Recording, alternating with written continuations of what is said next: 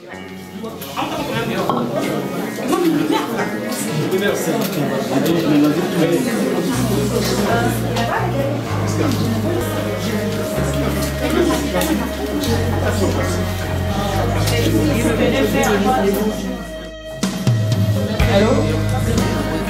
Bonjour à tous. Merci d'être venus aussi nombreux. C'est important. Pour un homme aussi important que Blegoudé. Mais si vous voulez faire des histoires, attendez là, nous on va écouter. On est venu ici.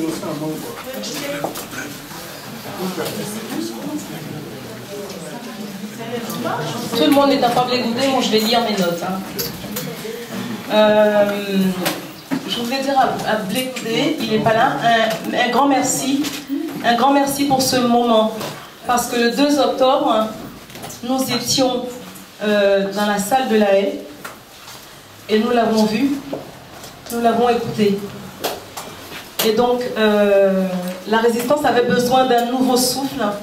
Et curieusement, c'est Blegoudé, l'injustement déporté, l'otage colonial, qui nous a fait ce cadeau.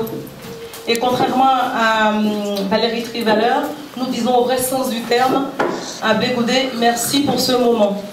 Blegoudé a captivé son auditoire, tout son auditoire, y compris les membres de la cour, méthodiquement, scientifiquement, brillamment et de façon rationnelle, avec un charisme phénoménal.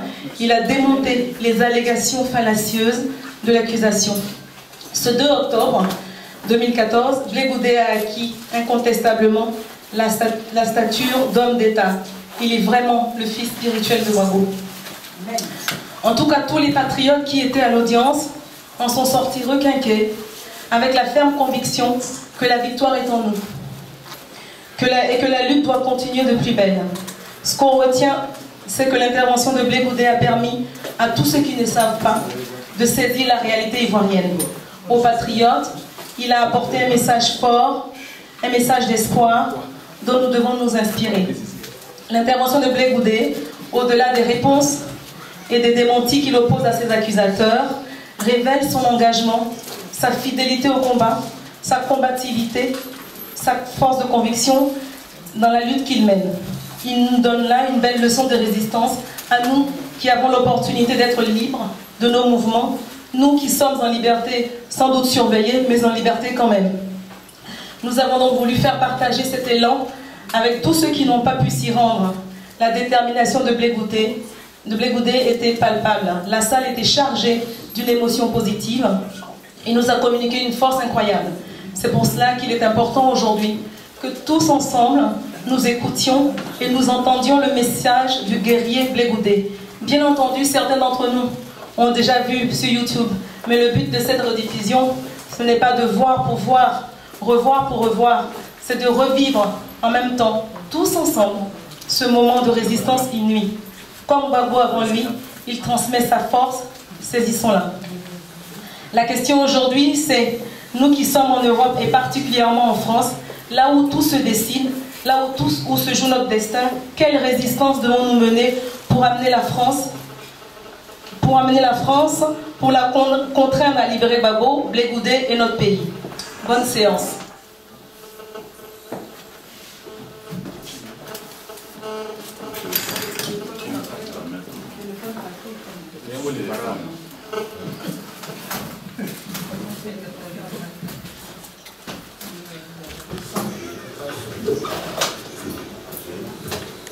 Madame la Présidente, Mesdames les juges, honorables membres de la Cour, je voudrais vous adresser mes salutations les plus sincères et les plus respectueuses. Présidente, Mesdames les juges, honorables membres de la Cour, je voudrais vous adresser mes salutations les plus sincères et les plus respectueuses. Vous savez, il arrive souvent que les circonstances de la vie et le chemin du destin vous conduisent au carrefour entre choc les événements qui participent à construire l'histoire et qui font de nous des témoins privilégiés de ce que sera le futur.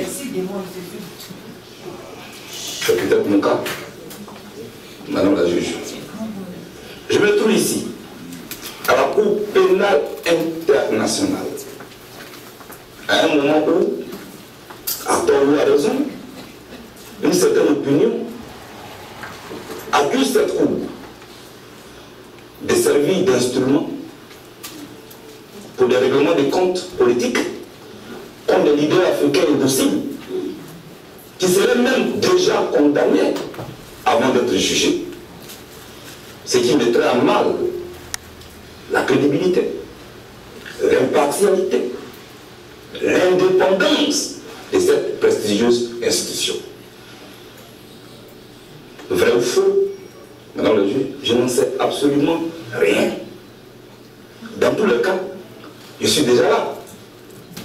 Et je donne toute la latitude de me faire ma propre opinion à partir de ce que ce célèbre philosophe Edgar Morin a appelé l'intelligence expériencée. C'est-à-dire à partir de ce que je vais entendre, de ce que je vais voir dans cette cour. Mais rassurez-vous, la vérité, il n'y a pas besoin d'espace pour s'exprimer, Madame la Présidente. C'est sans appréhension aucune, sans préjugé aucun, mais avec une confiance totale en cette Cour de justice que je me retrouve devant vous ce 2 octobre 2014, pour que soit située ma responsabilité dans la crise qui a endeuillé mon pays. L'adversaire politique traite son adversaire de farceur. Parce qu'il y a un article dans le statut de Rome qui nous convoque ici et pour lequel on doit nous punir. Est-ce qu'il y a un article, dites-moi, qui demande qu'on condamne ceux qui prennent un matelas pour faire la grève de la faim? Dites-moi, je veux savoir. Mon âme souffre, mon âme pleure, je veux savoir. Pourquoi vous m'avez amené ici? Pour faire le procès d'une casquette noire. Il portait une casquette noire. Ça veut dire que c'était un code. Il respectait la Cour pénale internationale qui a fait le procès d'une casquette noire. Un auteur, pas un t-shirt, pas un habillement,